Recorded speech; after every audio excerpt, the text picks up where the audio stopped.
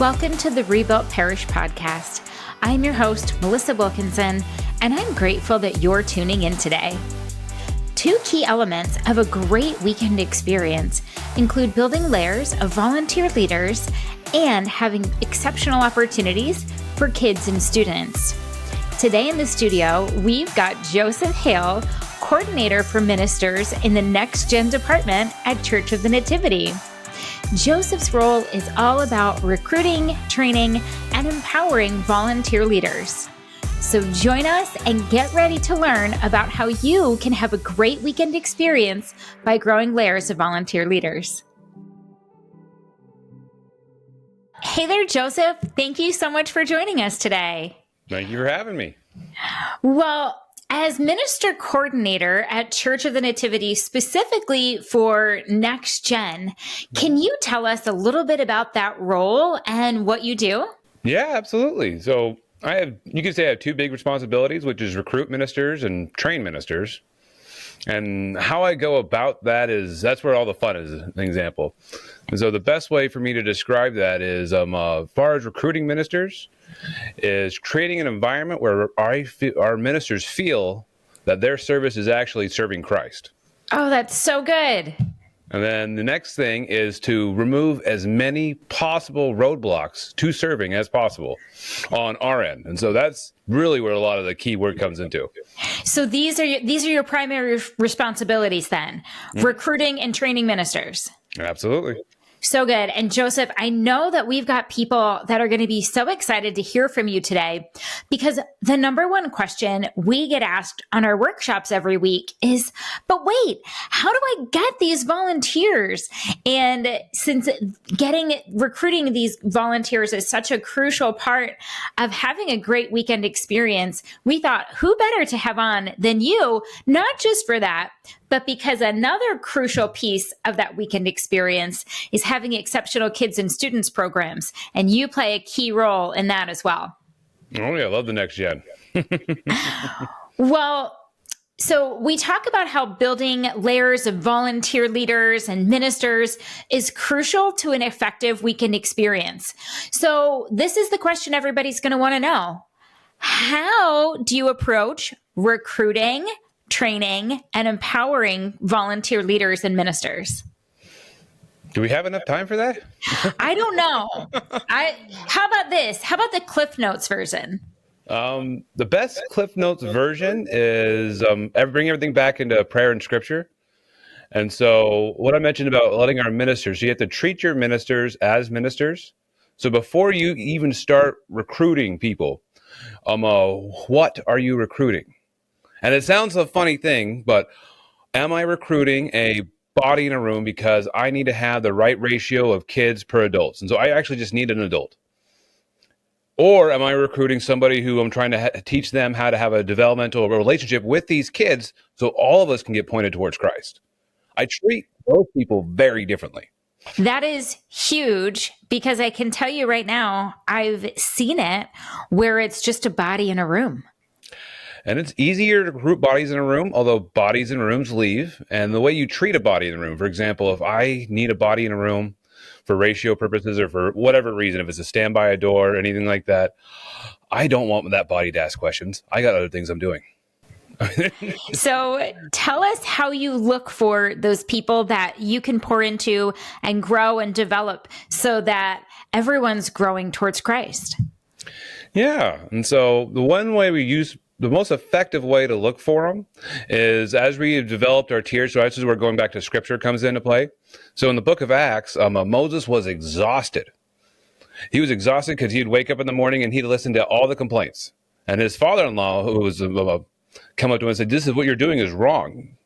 And that's a big thing for someone who's speaking directly to God, hearing elsewise. That being said, you can't handle this all on your own. So you need teams of captains or judges, I guess, of tens, hundreds, thousands. And similar to what Nativity does with all of our ministries is we try to develop a similar tier structure. So if I have, I don't run the greeters, I stick with NextGen, but you could say the greeter team. So there's greeters at the 9 a.m. Mass. Like that can be a single team. 9 a.m. Mass, week A or week B can be a different team altogether. And you can have leaders who run those things. So whoever's in charge of greeters overall is not worried about those nitty-gritty details. And because they've empowered other people to take on those steps. And so kind of having that tier system is tremendously effective. And then far as, well, who's the next best person to go into the next step? As staff, or as you get higher up in there, you meet with the people who are of those judges of 10, of those judges of 20, of those judges of 100. And like, hey, so-and-so is actually doing a great job. Like, I've seen a lot of commitment out of them. Oh, great. I'm going to put them on a list and follow up with them. And maybe they themselves want to be a captain for an 11 o'clock mass or a different time there. And NextGen is slightly different because depending on the ministry, we're recruiting small group leaders so that are already a leader. But we have what we call coaches. And so coaches, similar to that system, they pour into the leaders themselves. And so if you have a problem running your kid's small group, you talk to your coach, and your coach can give you effective strategies or step in. And the coach's job as a volunteer leader is to pour in just to the leaders. And so when we talk to them, they need to step out for whatever reasons. They're the first people I go to. It's like, hey, who do you think would be best to fill this role? Or maybe this year we need to have 4 coaches for this time instead of 2 because we double the amount of rooms we have. And so listening to your volunteer leaders, but creating the space for them is the biggest one. A lot of parishes don't have space. They haven't vision cast enough where they can fill in those roles. And so because they haven't vision cast enough, this is an entirely alien concept to them. So right. Well, I was just going to say, this is mind-blowing for some parishes. And I want to just take a moment to encourage these parishes. If you're thinking, oh my gosh, Joseph, that's great for you. That's great that Nativity can do that. But my goodness, we are so far from that. Mm-hmm. I just want to encourage them and say, it's still okay to cast that vision. In fact, do cast that vision, because you'll find that as you build on each one of these anchors and just build each little building block, it all adds up to significant change. And it's not going to happen overnight, having these layers of leaders, but it will happen. I've seen it in my parish, and I can tell you we're a much smaller deal than Nativity. But in learning through Rebuilt Coaching, we were able to make significant changes and build layers of leaders.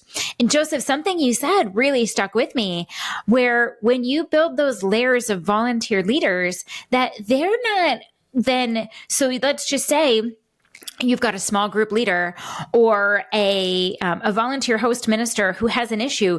They're not going straight to the top, right? They're not going straight to Father Michael saying, hey, Father Michael, can you help me with this? Right? I think that's probably his favorite part of the very first Rebuild book. No, you can't find his email. Like, I had to do some research to find his email. But that's the beauty of those layers of leadership, that, and especially with volunteers, because they're giving their time, energy, and talent, and they're pouring into the parish and to other people. But then I love how you said that one layer of leaders you've got is then pouring into the volunteer ministers and small group leaders. And that is incredible. Oh, yeah. And one of the best and easiest ways to start with that process is, like I said, once everyone has their common why we're showing up to serve whatever ministry we're doing, and I'm pointing it all towards Christ, the next step is relationships. And so all ministries should do this if they're not currently doing this: name tags. Yes. And it seems like such a silly thing. Like, I'm an adult. We've known each other for 6 years. Why do I need a name tag? Well, because that person doesn't know you guys, and right. They're on the out. And now we have ins and outs. No, let's get rid of that ins and outs, and then we just have our team. Yes. And our team, everyone has name tags. And then one unique thing with the Nativity is we're growing, is we have a lot a bigger growing community. And so we are having a lot of new names, a lot of people from French Africa, a lot of people from the Philippines. And so the dialects and names are different.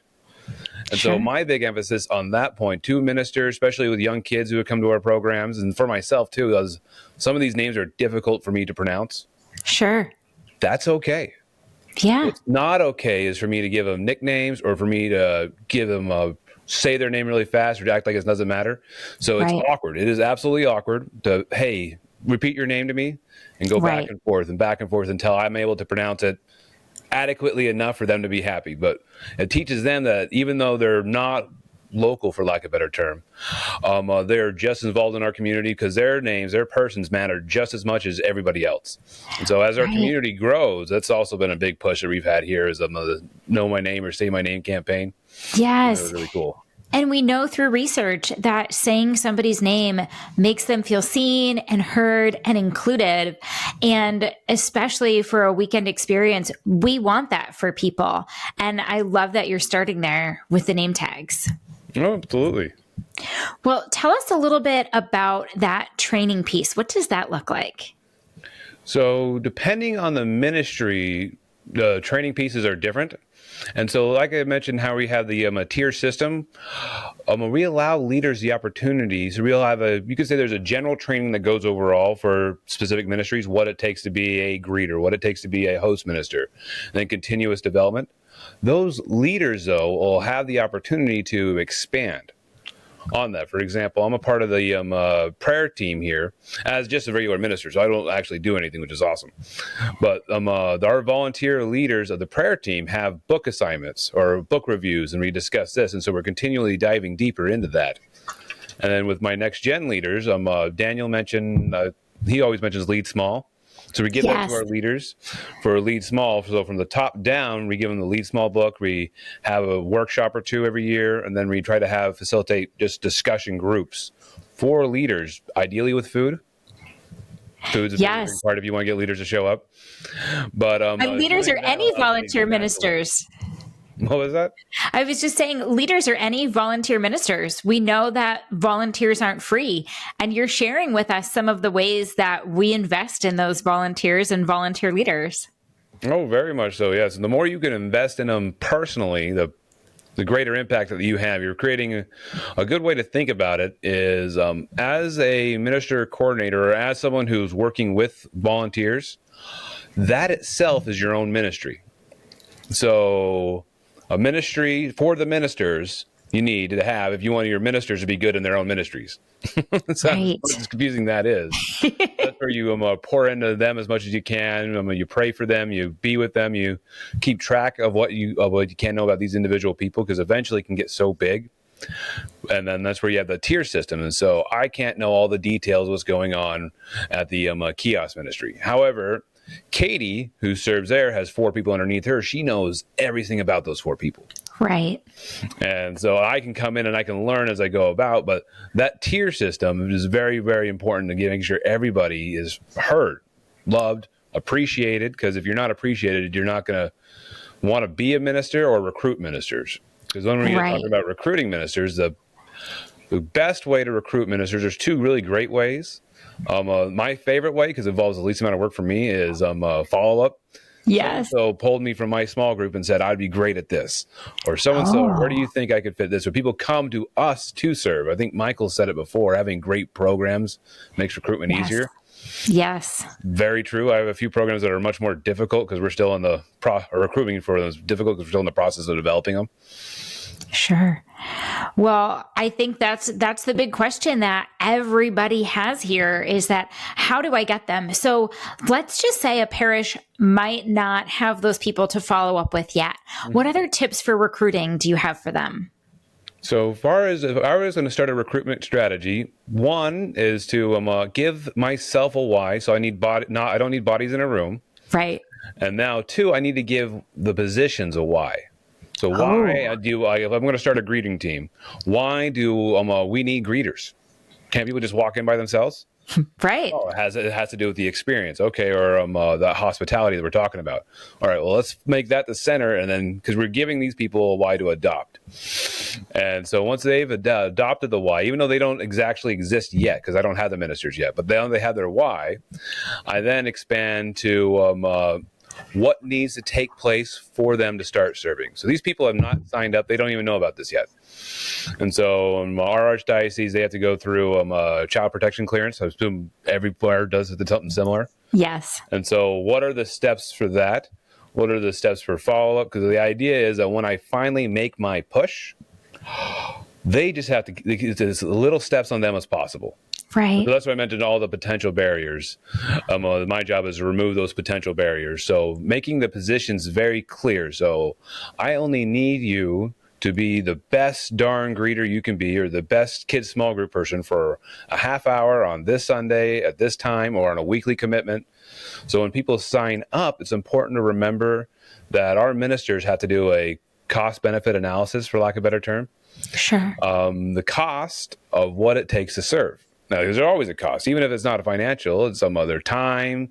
If they're leading a small group, then there's definitely a lot of emotional costs as they pour into other people. They receive other people's problems. And that's Right. difficult when you develop these relationships, but all relationships come at some cost. It's just fantastic and glory that we can have with them. And so once we have all this down, then we can make our push. And so, like I said, one great push is when people come to us. I love that. That's ideal. When we get into crunch time, whether it's Christmas or Easter at the start of a new year, the most effective way to get a push is from the pulpit. Now, Michael likes to do an entire preaching series, so he'll start a few weeks in about nudging the idea until we have the big ask moment. But even if we have just a quick shout out at end notes, that's been effective at getting at least a few people to come over and ask a question to inspire. And so if they need to fill out an entire form, that's a barrier to them. However, if they text serve to 88877, they can do that while sitting in the pews, and then I have their information. I can follow up with them. And so Wow. the less they do, the easier it is for them. Or many parishes don't have texting set up. I've known parishes to put QR codes on the back of their pews, or if their guys are still using bulletins, put a QR code in the bulletin, and that way you can have people scan it at home at their leisure and share the link to sign up. And yeah, the less work they have to do, the more people you'll have that'll be interested. And from there, you can weed out or go through the process to have the most amount of ministers available. Well, Joseph, I think that's so incredible what you've shared, because when you're showing people on the front end just how you're going to remove those barriers and make this as seamless and simple as possible for them, they're going to see that volunteering with you is also going to be simple, that you're not going to make them jump through hoops, only the necessary steps, and you're going to help clear any blocks that they might have. Absolutely. And then the next step, once I have this list of people, so whether it's 10 people or 1,000 people, follow up is key. So I've been to campaigns, and even here where people have fallen through the cracks on my end, and I feel terrible when it happens, but I texted serve to 88877 and no one ever got back to me. Oh, That could have been a great leader. Sure. You'll never know, or Right. you'll find out 2 years from now, like, oh yeah, I was interested 2 years ago, but I never heard anything. And so that is the most important part of a recruitment series, is following up. And so following up it needs to be multifaceted. And so the first one is, these people have already expressed interest in serving. So it's not cold calls, although cold calls can be pretty effective too if you know how to situate a cold call a campaign. But once they followed up, you send their general email, and that'll get you to the next tier of people who are actually responding in dialogue. Because some people have a movement of the spirit, or they're pressured by their friend elbowing them, the text 88877, but they actually have no genuine intention. So once you reach out to them, they can either let you know or they'll ignore it. So it takes a couple email reaches out. And so we use Ministry Platform. I know a lot of parishes use Flocknote or something along those lines. And that is effective to weeding out the next round. But if you have your people who've a text at 88877, they've responded to your email stuff. So now I only have, let's say, 50 people who haven't responded to anything at all. Those people are still considered falling through the cracks for whatever reason. They haven't checked their email. They have. So the next step there I like to do, and now not every parish has the time to do this, is a phone call campaign. Okay. And so that is it's practically a cold call. Like, hey, my name is Joseph Hale. I'm from the Church of Nativity. We saw that you texted serve, and we would love to get you here in the small group program and help you out here with this. We noticed you haven't responded to anything else. Is there anything we can do to help out, or another step, or how interested are you? I mean, whatever that pitch is. I mean, you keep it short and quick. It's helpful for me that I'm actually from Idaho originally. Okay. And so the reason being is because I have a 208 number. And if I didn't tell you about Idaho is 208, you'd have no idea where that's from. So people don't answer their phone. Sure. And so I leave a lot of voicemails. Okay. What's helpful is because I can leave a voicemail and move on to the next person. So I can actually get through 50 calls in an hour or two. Okay. If I just do voicemail after voicemail. Okay. And then I send a follow-up email that's more personalized. Okay. So in my follow-up email, it'll be, hey, this is just a follow-up on the voicemail I left. And they're like, whoa, this person gave me a phone call and an email. Like, they really want, like, it just tells me how much Right. we want them to know. And so now if they don't respond back after a voicemail and a follow-up email, I can't say that they've fallen through the cracks. They're just not as engaged as we would hope them to be. Sure. But I've done everything in my due diligence to get them involved. And so that helps them reduce the amount of people who fall through the cracks, because even one minister here and there can make a big difference in the course of a year of how effective or how smooth a ministry is run. Absolutely. And Joseph, what I'm taking from that is I want this to be encouragement to parish leaders out there that it's not easy, right? We know that, first of all, parish work is not easy. It's hard work, but it's so worth it. But Joseph, tell me, is it worth it? All of this, all of the no's you get when you get those yeses? Oh, yeah. So, yeah, the best way to describe it is if I do a blanket email, I am going to get maybe 1 or 2% response. And most of those responses will be no. Sure. If I do a phone call campaign, I'm going to get probably closer to 40 or 60% response, and most of those will still be no. So you hear a lot of no, and it can definitely put you down. But remembering your why. Why am I recruiting? I'm not recruiting a body in a room, because that's irritating to hear no from a body. You just have to stand there and do nothing. What I'm trying to recruit is a disciple to another group. So a disciple to small children, a disciple to teenagers, a disciple. And so I'm trying to recruit someone who's engaged and who's invested, or who's interested in being invested. It reminds me of the story about the father who brought the paralytic son to Jesus. Sure. Lord, I believe, but help my unbelief. Yes. This is the response when Jesus says anything's possible if you believe. Well, I believe in these ministers, but some of them don't believe in themselves yet. And so for them to take that next leap, I mean, to me, that's an act of the Holy Spirit pushing upon them. That I've taken the next leap to text 888. I don't know why I did it. And I'm like, hey, we got all barriers removed. We are going to show you why you texted 88877 and why you're going on this way. And you're going to have a wild ride. And that's where my goal is, to show ministers how they can experience Christ through serving. And that's, if I don't have that as a goal, then everything I do is for naught, and probably make more money doing something else. Sure. But I love how you shared that you bring it back to the why. And that is crucial in recruiting volunteer leaders, volunteer ministers, whoever you're recruiting. Bringing it back to the why is so important. Now, you talked a little bit about encouraging and empowering your volunteer leaders. Talk to us a little bit about how you maintain cohesiveness, especially with a volunteer team of leaders. Yeah, so having those leaders of 10s, 20s, 50s we talked about. And so cohesiveness comes from the top in one form, as far as I guess for NextGen. So we're talking about, let's say, our high school program. And so how am I ensuring that our small group leaders are doing the best at following the small group guides we have? And so having a coaching structure, but also giving them all the information they need ahead of time. And so for each week, I will send out to all our small group leaders what the small group guide is, a little note to keep them invested, and so they can also continue to learn more, and then also what to look forward to. Their coaches will also send them a similar email. Maybe I'll have a little bit less information or a little bit more information that's more specific to serving in general. So it could be a challenge. And so they get at least those 2 emails. They have the opportunity to speak to their coaches, and the coaches and I have already discussed, so we're on the same page about what the next program or what the main push is. Then we'll huddle.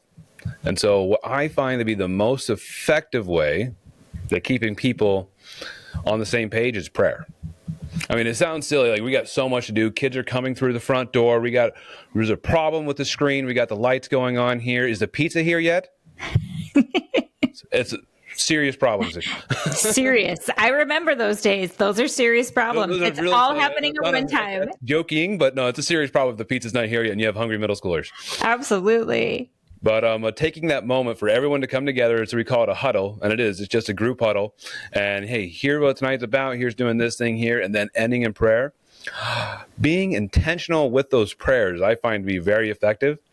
And so when I do say a prayer, I will ask the Holy Spirit to come upon all of us, remind everybody what our why is in that brief moment, that our leaders, that we will inspire, or we will be tools for the Holy Spirit to work through us into these kids, and then from these kids to go change their homes. And so it's that spark that causes the fire. And so doing that in just that 30-second prayer, plus tying it into whatever the message is about tonight. And so we're doing a message on wisdom right now. And then so we're hoping that these kids will develop to be wise. They'll develop to be right action or right influence or whatever it is. And that sums up the purpose of why my ministers are there in 30 seconds or less in the form of a prayer that they can then take with them. And so oftentimes I'll get complimented on the style of prayer that I have.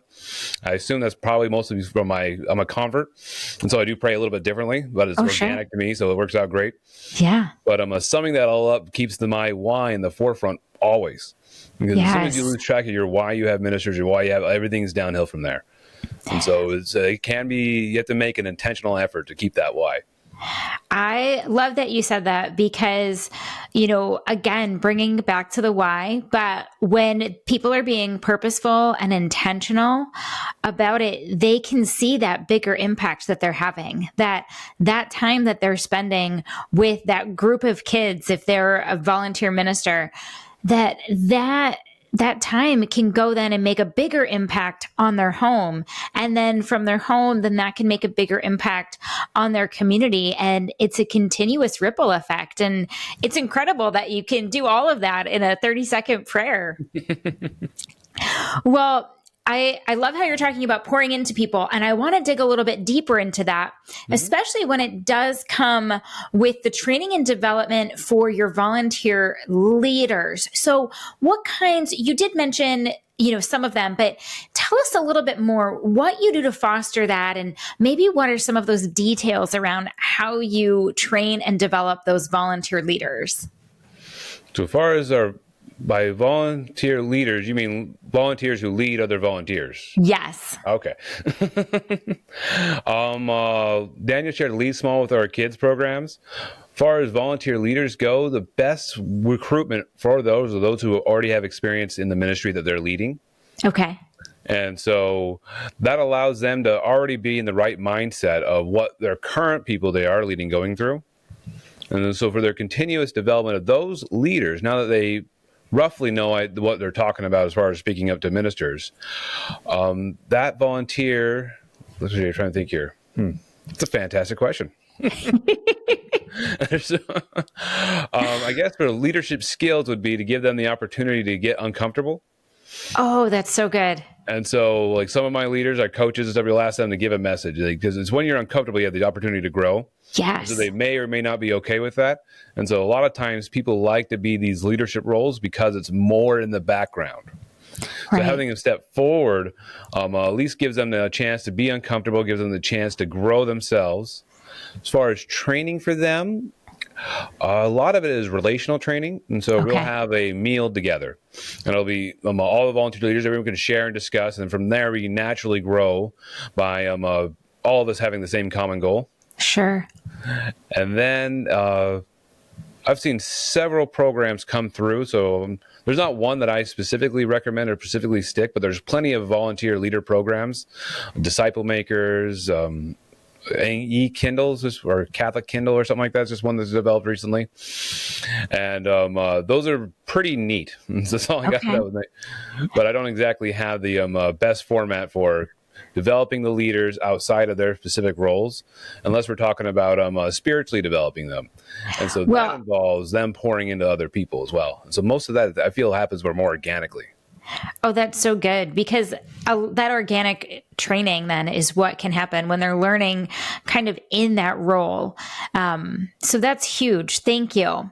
Well, Joseph, you mentioned that part of your job is removing some of those barriers to becoming a volunteer minister in some capacity. Can you tell us maybe what are some of the common challenges or obstacles that your volunteer leaders might encounter? Once they're in the role, I should clarify, once they're in the role, and then how do you support them in overcoming those challenges? So once they're in the role, so they've already gone through the process and everything, a common challenge could be not having the material available on time. Okay. So if we have a small group program on Sunday, and I told you, like, I sent an email, they sent an email out too. And so I don't send my email out until Friday night, they don't have much to work off of. Okay. And so that can be like, those little things can be frustrating. So making sure they have the information available to them beforehand, allow them to process, give them the opportunity to ask me any questions, ask Daniel any questions. All those things are very, very helpful. Other problems they have is knowing who and when to talk to. So they'll have a minister, especially as we had developed these relationships. Relationships can be very tough. Yeah. And so we've had ministers whose spouses have passed. We've had ministers whose children have passed. We've had ministers themselves pass. And then that affects the entire ministry team. Sure. Somebody's sick. Someone's getting divorced. I mean, there's real relationships come with real problems. And so how do they navigate that seems to be the biggest drain on them all. And so it's getting back to, we have a grief chat. We have Nativity has been awesome about having these programs available for them. We as a team have a collective prayer list so we can actually follow up with our individual ministers who struggle. Wow. And so that takes it off of some of the leaders sometimes. So I have Daniel and I and Marianne, we have an entire list, an Excel list we have that this is the so-and-so minister, they were serving this capacity, this is what they're really struggling with, or this is what they're really praying for. And then we have a follow-up. So I try to take that follow-up on myself so my ministers don't have to. Wow. And so that helps them out a lot. So they'll naturally want to help out the best they can, but they don't have to work. They have the ability to, it's being taken care of. As taken care of can mean at least this person's not being ignored. Right. Because then they want to share that with us. And then what can we do? Well, the biggest thing is prayer. And so we always tie things back into prayer. We specific prayers with them. We send cards, greetings. Sometimes we get Grubhubbed, or if we need to, it's okay to ask a minister to, hey, you might want to take a month off. You might want to take a year off. And that's okay. So you never should have a ministry that's so dependent on a single volunteer. No matter how awesome that volunteer is or how important that volunteer is, they should always be able to step out. Sure. And there's lots of reasons why they need to step out, but setting things up so that they can step out and encouraging them to. Right. I think I listened to, it was with Michael or Daniel. You had that episode recently on NextGen. Michael's example is a teacher who was burnt out after 7 years. Yes, who didn't even really want to do it in the first place. And so that's very real in parish ministry. Is just because I signed up and now I feel bad because Catholics are great at Catholic guilt. Yeah. Letting people know it's okay to leave, let them leave before they get burnt out. Right. That's also very helpful. Or in a leadership position. Maybe they just need to be moved. Like, okay, you don't want to be a leader anymore. Let's move you to operations. Let's move you to somewhere else that you can still serve, or just step out altogether. And making sure everyone's happy in the process. Because, parishes and people can put Catholic guilt on pretty darn tough. Right. And that does create some form of resentment. And we don't want that. Right. We don't want that. What the goal is as far as ministry. Well, Joseph, you had so much gold in there in what you've been saying, and I want to try and just call some attention just to a couple of parts of that. So first, when you talk about relational ministry and how you're training your volunteer leaders and how to lead relationally, but I think the critical piece of that is that you and your leadership team, you, Daniel, Marianne, you're all leading by example when it comes to leading relationally. And I think that's crucial for any ministry, really for any job or leadership position anywhere, is that leading by example. And when you're showing that the person is more important than what's going on by pouring into them, praying for them, sending them dinner, encouraging them to take that time off that they need, you're bringing it all back to that why.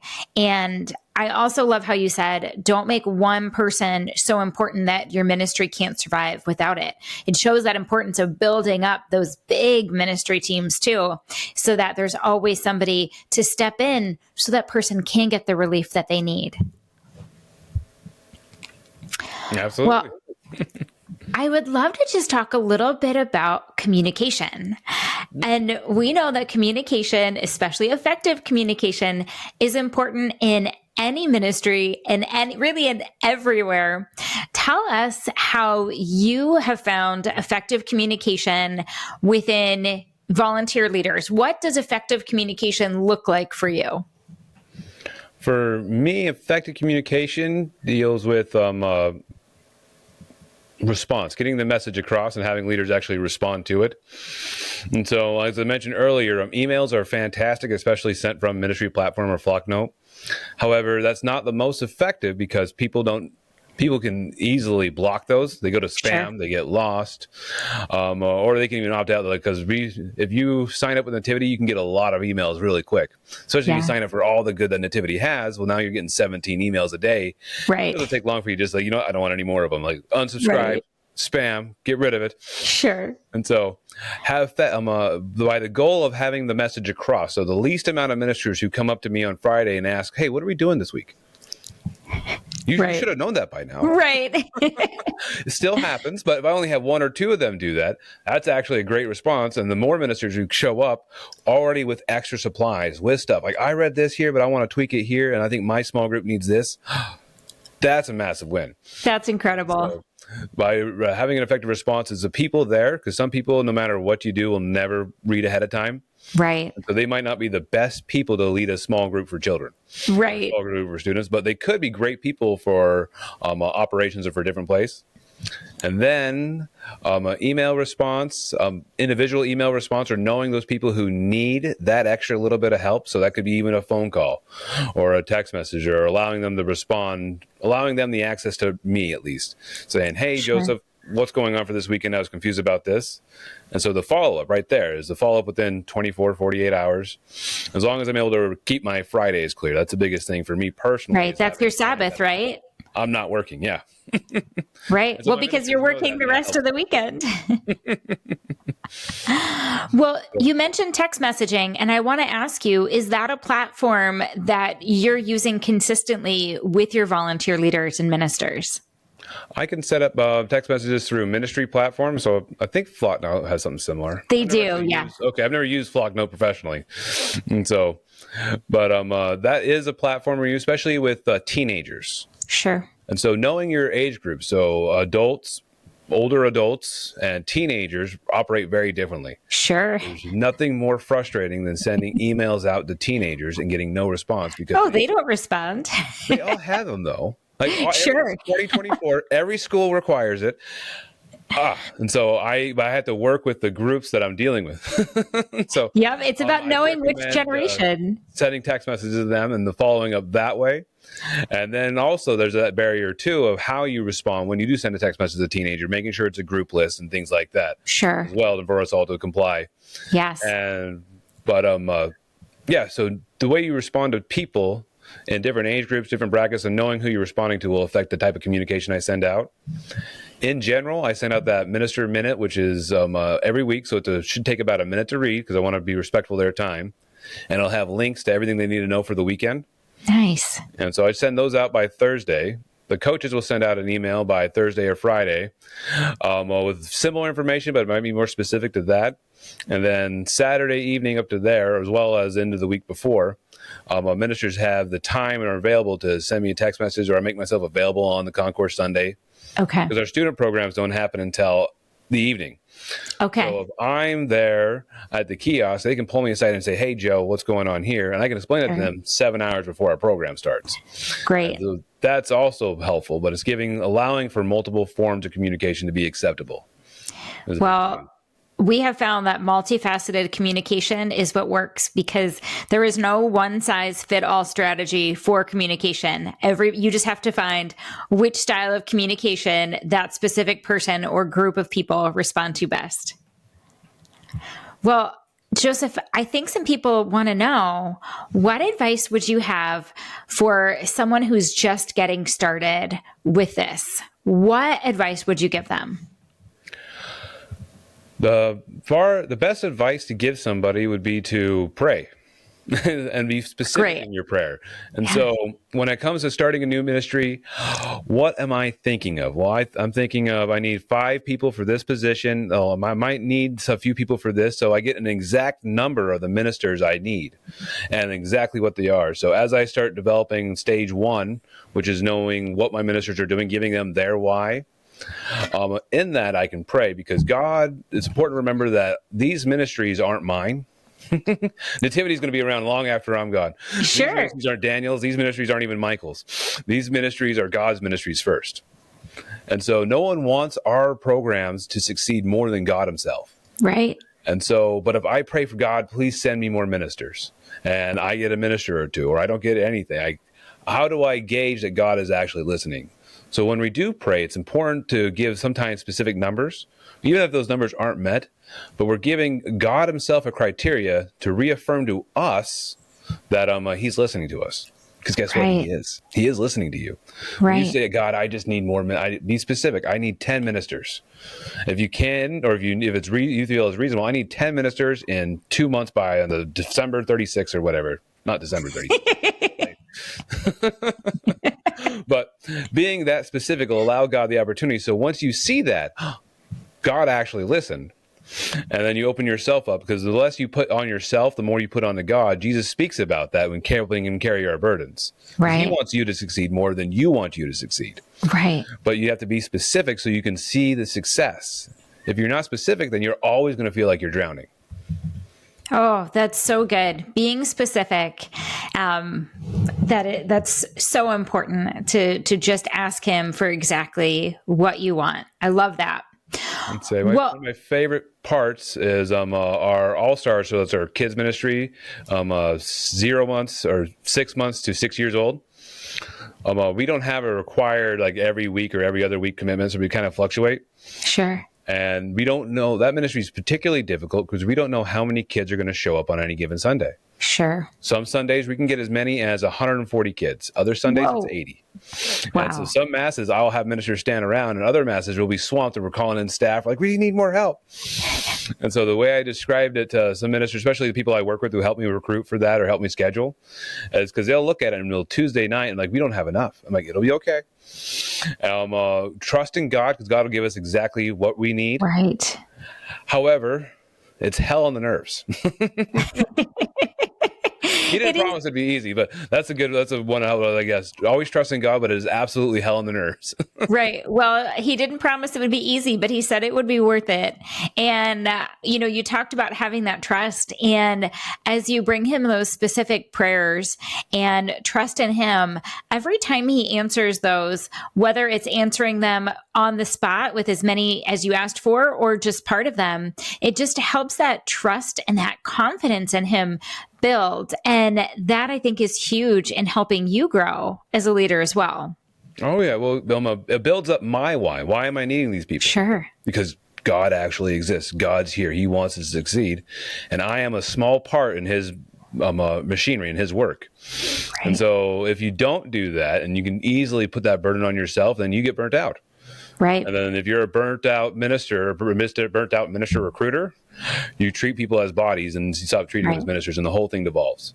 Right. So having a ministry campaign of any sort has to be rooted and centered in your why, and that has to be rooted and centered in prayer. And the second you deviate from that at all, things are going to start just falling apart quickly. The nice thing is that just means that you need to force yourself into prayer again. I think it's a Mother Teresa who had a group of nuns. I think the story goes. They said they didn't have enough time for their charitable works to do an hour of prayer. And so she required them to start doing 2 hours of prayer. Oh. And because if you ever think like, what I'm doing is so important, I don't have time for that oneness of God. I don't have time to run in that adoration chapel. That's when you need to pray the most. Right. And that's where you trust in God. He'll figure it out. He wants you to succeed. But it's hell on your nerves, and that's okay. God will help you get through it. Right. Well, Joseph, I love how you started us in prayer with that everything starts from prayer, and you're kind of helping us wrap it up where, again, prayer is that focus.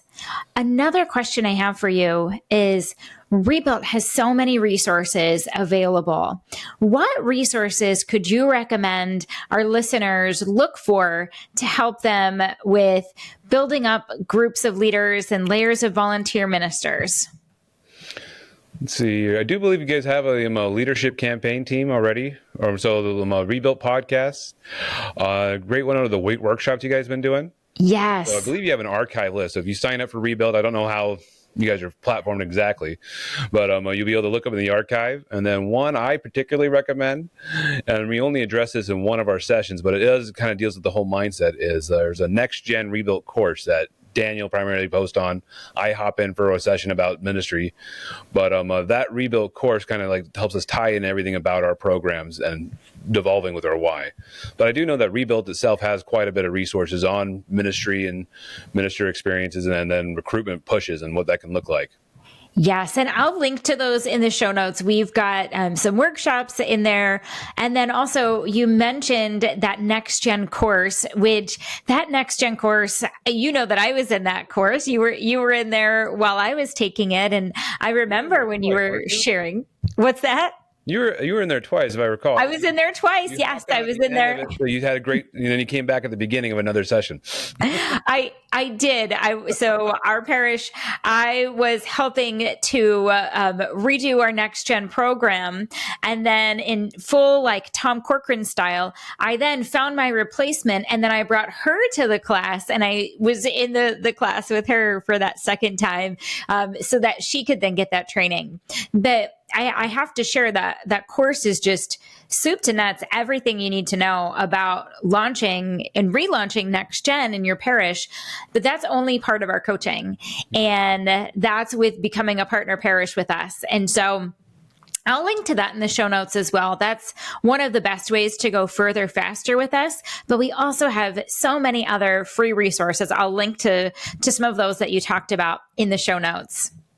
Well, Joseph, is there anything else you'd like to share to wrap us up today about finding and embracing and, just encouraging volunteer ministers? The only thought that just came to my mind is when we were talking about communication earlier. And so one thing with email communications is the easiest form. We can reach the most amount of people. There is no voice in email communication. So this is the best advice Daniel gave me about my position.